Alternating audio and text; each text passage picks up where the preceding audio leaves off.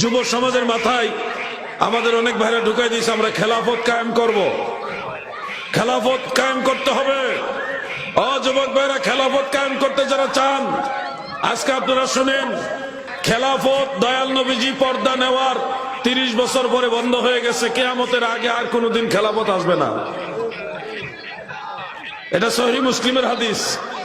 যারা খেলাফত কায়েম করতে চাচ্ছেন, আপনারা কি হাদিস শরীফ ভুলে গেছেন? নবীজি বলছে আমার পরে 30 বছর খেলাফত থাকবে।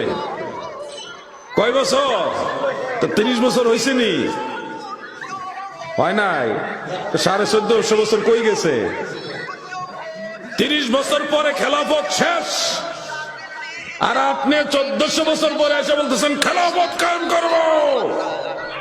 আপনারা এবার বুঝতে পারছেন যে আলাউদ্দিন জিহাদি ওরফে আলাউদ্দিন জিলাফি সে কোন ফ্যাক্টরি প্রোডাক্ট, সেটা আপনারা হয়তো এর বক্তব্যের মাঝেই আপনারা বুঝতে পেরেছেন।